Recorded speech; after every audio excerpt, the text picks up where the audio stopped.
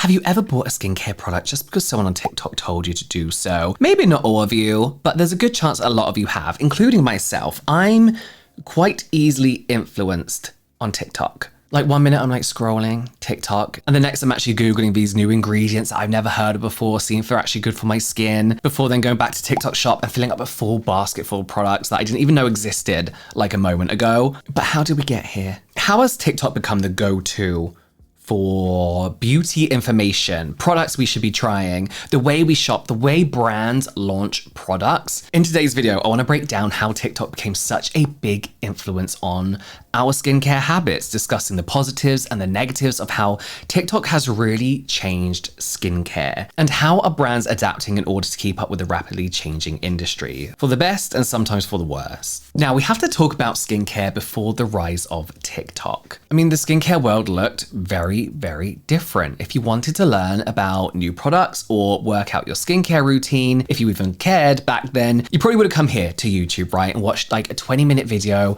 with flattering lighting from one of your favorite content creators, one of your favorite skincare influencers, or maybe you'd have scrolled through Instagram looking at more aesthetically pleasing like flat lays of like Glossier, or I don't know who else. The Ordinary, all surrounded by like these cute props, or it wasn't on social media at all. You would have heard about these new products through blogs, friends, or celebrity interviews, or segments on morning TV shows, right? YouTube was where you'd find long-form, in-depth skincare content. Back before TikTok came about, skincare was a bit more niche and intimidating to a lot of people. Creators like myself, Dr. Dre, Hiram, Gothamista, and Leah Yu, Susan Yara from Mixed Makeup really helped kind of demystify skincare by taking the time to explain ingredients, demonstrate routines, and share personal skin stories. I didn't add myself into that mix, by the way. I was, my name comes up in research. Obviously, there are always outliers, right? But in general, YouTube skincare was focused on education, storytelling, and building trust with viewers. It all took a lot of time, with viewers often following creators for years, slowly learning and building a kind of relationship with their favorite YouTubers. And I find that myself, like, I definitely have a stronger connection to the YouTubers on YouTube who don't know who I am versus the TikTokers on TikTok, right? Instagram, on the other hand, turned skincare into more of an aesthetic. It was a bit less focused on what worked and more about what looked good. The rise of shelfies, product flat lays, and short morning routine videos, or was it like IGTVs at the time, really kind of helped create hype around certain products and skincare in general. But each platform had its own positives and negatives, of course, but they both played a huge role in turning skincare into something that was better understood and talked about more often, making it more mainstream than it had ever been. But despite this, skincare was generally still seen as something that you had to research before you started trying out new products or routines. You watched hours of videos, read multiple blog posts before adding anything into your routine. Most of the time, it wasn't something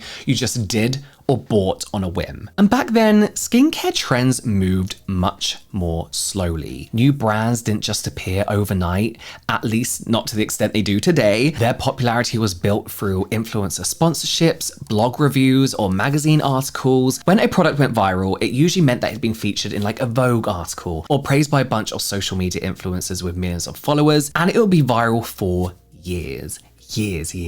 But then TikTok came along and suddenly everything changed. The speed at which TikTok blew up in the first place should have been the sign of how it would change the skincare industry in the future. At first, TikTok really did struggle to gain traction in the US, but back then it wasn't quite the app we know it as now. That changed when it merged with Musical.ly in August of 2018, and only a month later, it was the most downloaded app in the US, and it just kept growing from there. And the app's impact on skincare was just as sudden. Its influence on the industry didn't slowly build up over time. Almost overnight, it completely rewrote the rules. Suddenly, you didn't need a large following to be seen by hundreds of thousands or even millions of people. Ordinary users with no following could post one video that went viral, and within a day or two, their skincare advice or personal experience could reach millions. And that's one of the positives about TikTok. The level of reach that once took years to build on YouTube or Instagram could now happen with just one 30-second video. You didn't need a large large subscriber base anymore because TikTok's algorithm helped people go viral pretty instantly as long as users like the video. Within a year, TikTok has established itself as a place that plenty of people went for skincare advice. The majority of people now went for skincare advice, especially younger skincare enthusiasts. But when the COVID pandemic hit, SkinTok, as it's become known, exploded in popularity during lockdown. We've talked about this in the past. I think people were stuck at home. They had more time to spend on their skincare than they had before and wanted a way to pamper themselves and kind of like alleviate some of the stress of the pandemic. Now, obviously, the increased interest in skincare benefited all platforms, including YouTube and Instagram. It went crazy for us. It was a great time, but TikTok was probably the platform that benefited the most from the skincare boom. Not only was it the most talked about and fastest growing app in the lead up to the pandemic, but some aspects of skincare worked perfectly for TikTok's format. Real users sharing their own skincare issues or their experience with certain products or routines, short, relatable skincare advice that was easy to take in, skincare hauls, product dupes, it all resonated with what people wanted on TikTok. Relatability, fun, and something new. It was a completely different energy from YouTube or Instagram. YouTube rewards long form content that is well researched and thoroughly explained. Instagram rewarded anything that was aesthetically pleasing, but TikTok rewards instant gratification. Instead of a 30-minute review of a particular brand's entire product line, or some close-ups of really nice packaging or product textures, TikTok gave you top 3 products for oily skin in under a minute. And instead of like detailed walkthroughs of the science behind vitamin C serums, you get someone using a product and saying, use it, your skin will glow. And that was enough sometimes. That was enough for a lot of people. People were tired and stressed out. Sometimes they just wanted a quick bit of advice that they could try out instantly. And something YouTubers definitely noticed, instead of polished production, you got raw, relatable simplicity.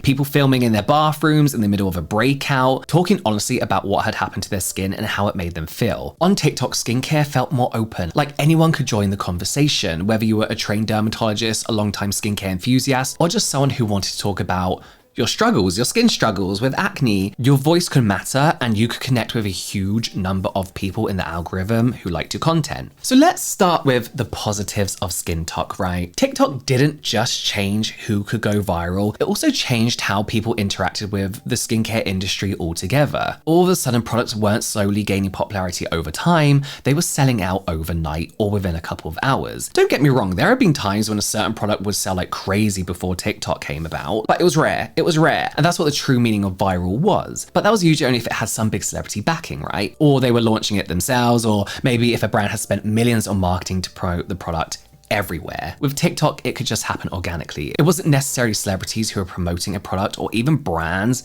spending loads of money on marketing and paid sponsorships, but just regular TikTok users who had tried it and liked it. And the word would spread like wildfire. Think La Roche-Posay Cicaplast, Glow Recipes Watermelon Glow, Niacinamide Dew Drops, right? Or basically anything from CeraVe or The Ordinary. All these had huge viral moments without any of the brand's input. With the brands did nothing, but they got so much from this. And that's great, you know, I think that is great, especially for smaller indie brands who might not be able to compete with the marketing budgets of well-established skincare brands, the L'Oreals, you know. With TikTok, they didn't need to spend a ridiculous amount of money on marketing. They could just start trending just by word of mouth, hopefully gift it to the right influencer who would make it go viral. And honestly, brands whose products just worked tend to go viral so easily. And that's just one of the positive ways in which TikTok has changed the skincare industry, but there are plenty of others. It also helped continue making the trend of making skincare more accessible to people who are new to it, who maybe find it confusing or intimidating. I mentioned earlier that I think YouTube played a part in demystifying skincare for a lot of people, but TikTok has also played a role in recent years. I feel like people now really have a true understanding on skincare, kind of like as default, you know, people have a good understanding right from the get-go. It has undoubtedly helped spread awareness of certain ingredients, the benefits they can have, and how to use them. And it's not just ingredients, it's concepts too, like slugging, skin cycling, and the 10-step Korean skincare routine have all become super popular again, partly thanks to SkinTok. And although TikTok definitely isn't solely responsible for all of this, it has helped to make these previously more niche aspects of the skincare industry more widely known about and better understood, at least some of the time anyway, we'll get that into a bit, there are a lot of skincare terms or concepts that used to only really be talked about in dermatologist offices, but nowadays are just part of casual conversation amongst skincare enthusiasts. The fact that you don't necessarily have to read a bunch of dermatology blogs or watch long YouTube deep dives to learn about these ingredients or concepts anymore made it more digestible and easier to get into for those who might have found it daunting. Another change is that TikTok has provided a platform to even more qualified professionals, like dermatologists, estheticians, cosmetic chemists, etc., etc. And of course, there have been some hugely successful skincare professionals on YouTube, Instagram, and even blogs, those professionals turning into influencers overnight. But making TikToks has a much lower barrier to entry. It's easier to film a quick video on your phone than it is to build and maintain a website for your blog or learn how to shoot and edit for YouTube, set up a studio space. If you are a skincare professional who wants to start teaching people what you've learned, then TikTok is a much simpler place to start, especially when you have a full-time job that's very, very serious. And it's given us creators like Dr. Shah, Dr. Maxfield, Dr. Whitney Bowe, and Dermangelo, Ava Perkins, Alex from Educated Mess, all these people who are gaining or have gained a large following, sharing their advice, their professional takes on skincare topics for free. Obviously, they can't give medical advice, but you know. It's also become a place where more people of color can talk about their particular skin issues, as well as offer advice and routines specific to melanin-rich skin, which is an area that has been badly underrepresented by mainstream skincare brands for a really, really long time. And YouTube's algorithm has often been accused of being particularly racist, favoring white creators over people of color and black creators too. But again, TikTok has made it easier for more people of any race or background to have their voices heard. And finally, perhaps one of the best ways TikTok has impacted the skincare industry, in my opinion, is that it has helped to normalize real skin. There has been obvious pushbacks against the airbrushed, flawless images that dominated Instagram and a lot of the skincare marketing for years. That Instagram face, you know. And on TikTok now, it's normal to see people showing off their skin texture, with breakouts, with scarring, and they're doing it proudly. Most of them aren't even talking about skincare at all, they don't care. Acne positivity, skin barrier health, the idea that your skin doesn't need to be perfect to be beautiful has gained serious traction on TikTok. But that doesn't mean everything about TikTok has been healthy. One of the main issues is that the platform's short form nature means that nuance often gets lost. It's hard to explain the details of skin biology, product formulation, or the specifics of how to use strong active ingredients in a short video. You know, it used to be 15 seconds, it's longer now. But as a result, a lot of skincare advice on TikTok gets oversimplified, which in turn means that it often doesn't represent the truth, or at least not the whole truth. A certain product might go viral, for example, because creators are saying it's a miracle cure for your skin, but they leave out that it might not work for everyone, or that it might even damage some people's skin because it wasn't suitable for their skin type, or you know, certain conditions. Specific ingredients or routines often get demonized too, or overhyped with very little context, evidence, or real understanding of what it does. And in a space where anyone can go viral, this misinformation spreads faster than ever. Everything including slugging, acid layering, red light therapy, retinol sandwiches, and more have been widely promoted on SkinTok. And most of the time, these things are fine if they're done in the right way, right? Or for the right reasons, or for the right people. But on TikTok, the relevant nuances of these concepts and methods are often left out completely or just misunderstood. A lot of the time, we're just told these things are amazing for everyone and you should definitely do it, regardless of whether or not that's actually true. And that's because people want to be known for something on TikTok. They want this method to be their method. They want this product to be the product they sold out. They'd rather get a good hook and promise results nowadays than kind of give you the nuance of why something might not work for you. Then there's also the issue of filters, right? Despite me saying earlier that TikTok has helped normalize people showing their real skin, regardless of how it looks, there are still plenty of creators using filters to give the appearance of smooth or glassy skin, even in sponsored content, either because they just want to always look good in their videos, or they want to convince you to buy the product they say they use to get those results. And honestly, this leaves viewers comparing their real unfiltered skin to an unrealistic filtered version that they didn't even realize is fake. And this is so prevalent on TikTok. There are a lot of skincare influencers who use the CapCut filters to very subtly edit their skin. I don't use those filters obviously on TikTok, and people will make comments that's like, oh, you should see so-and-so skin. I'm like, that's a filter. filter. That's a filter. Or I'll see these influencers with obvious filters on adverts, and people in the comments are like, your skin looks so good. It's a filter. There is also a lot of focus on aesthetics, right, in some areas of SkinTok. For a worrying number of creators, it seems to be less about what is effective, safe, or even true, and more about what looks good or sounds good, what might go viral rather than what might actually help people. And it's led to a lot of issues outside of reinforcing unrealistic beauty standards or expectations. For example, it often promotes the overuse of strong actives, especially in younger skincare consumers. You see people layering like 5, 6, even 7 active products, not because they need them, but because they saw it was trending. And then when those routines inevitably lead to irritation or breakouts, it's people who are just trying to improve their skin that are left to deal with the consequences, because there's no nuance in those videos. So whilst SkinTok has done a lot of good for skincare, it's also reinforced some existing issues in the industry that honestly I thought YouTube had got rid of, and also created some new issues that consumers have to navigate. TikTok holds a huge amount of useful information, helpful advice, and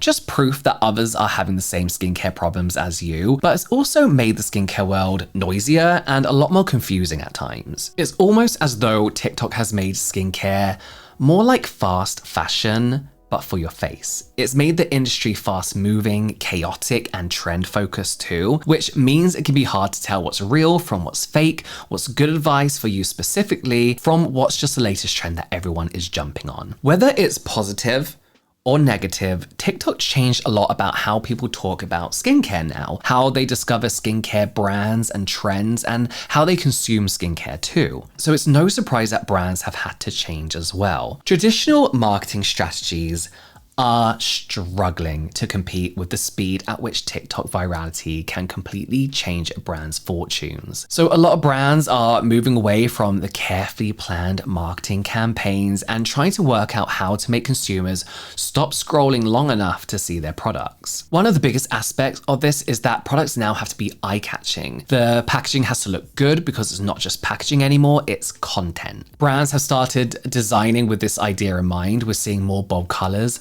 holographic finishes, pastel gradients, and so on. That very Gen Z look, right? Anything that will stand out on a shelf or make an unboxing more interesting. It has to look good from the outside before anyone cares about what's on the inside, which feels a bit strange, seeing as that's something that a lot of people had started pushing back against in the YouTube days, caring more about if the products were effective instead of how they looked. CeraVe, for example. But recently, it feels like we're going back the other way again. But as I said, that is simply what works on TikTok. Think of brands like Drunk Elephant, Glow Recipe, or Bubble Skincare. Glow Recipe are good. They have good products and packaging, but their packaging is bright, it's shiny, it's bold colors, it's fun, it stands out, it's aesthetically pleasing, and also instantly recognizable. So it makes sense that all those brands have had hugely viral moments on TikTok in recent years. Their packaging works well for the platform. It makes people stop scrolling because it looks fun or interesting, and people want to see what it is. Then because people are stopping for those videos, TikTok's algorithm pushes it out to more people, and before you know it,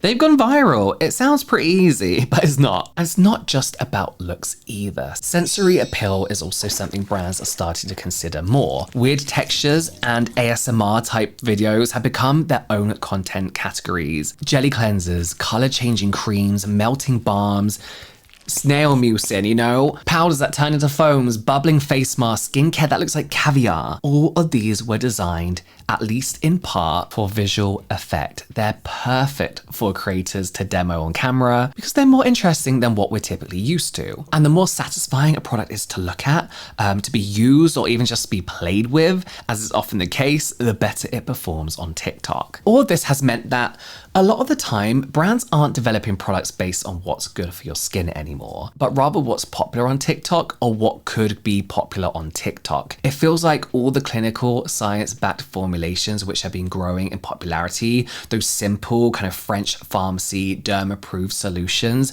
are starting to see a gradual drop-off, with image-first products and brands starting to take center stage again, which part of me likes.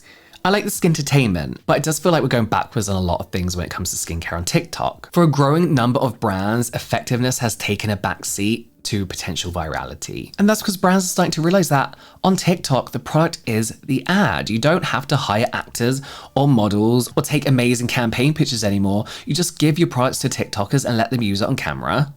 Or better yet, you don't even have to do that sometimes. If your product looks good and fun to use and gets people's attention, then creators will buy them themselves and make ads for you. Obviously, there are exceptions to all of this. Brands like CeraVe and The Ordinary have done incredibly well on TikTok without having particularly bright or fun, engaging products or packaging. There is definitely still room for brands or products to blow up just because they're effective and answer a problem people are having with their skin. But these examples are becoming so much more less common, and it feels like in general we are moving towards valuing style over substance to some extent again. I also do discuss the re-rise of the clean beauty trend DIY skincare in this video about clean beauty and right-wing extremism. So go check it out if you want to talk about that, because that has definitely been something I noticed on TikTok too. It's like everything that was done on YouTube, answered on YouTube, had been debunked on YouTube, almost reset with a whole new group of people on TikTok. Creators like, of course, Michelle from Lab Muffin Beauty Science having to debunk things over and over again. The misinformation that's able to spread like wildfire on TikTok, yet takes ages and ages to debunk, is terrifying. Going back to the rise of professionals on TikTok too, like every profession, you get your good and you get your bad. So people are seeing people with the word doctor in front of their names and taking their advice as gospel, and there is so much more misinformation. I feel like that's a whole different video I have to talk about, the good and bad doctors. But if you go through my ugly beauty videos, you will see I've talked about a fair few before. But the rapid rise of SkinTok has undeniably changed the skincare world, sometimes in positive ways and sometimes in negative ways too. And of course, this video isn't meant to be an attack on TikTok. I actually love TikTok, and I'm not just bitter anymore because I'm a YouTuber. I'll be honest, at first I hated it, but I'm really enjoying TikTok at the moment. James_S_Welsh here. Every social media platform has its issues, YouTube included, but that doesn't mean we should ignore those issues or just accept them. The excitement, the creativity, and the accessibility that TikTok has brought to skincare is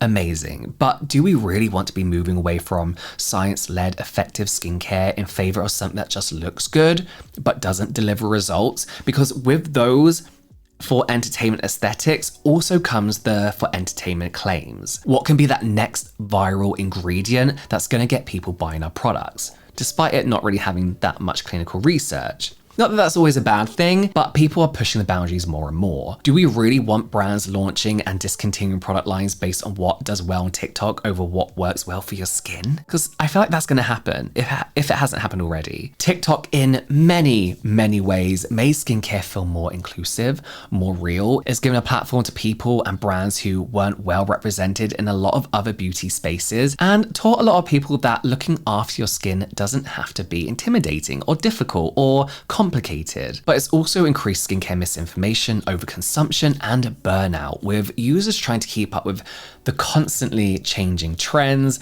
all while getting less and less of the honesty and realness that made them love SkinTok in the first place. But let me know what you think. What have been the biggest changes TikTok has had on the skincare world? Are you happy with the way brands are adapting to find success on TikTok? Or do you think there's a better way to do it? A way to go viral, a way to show off their new product and innovation without having to give in to the algorithm?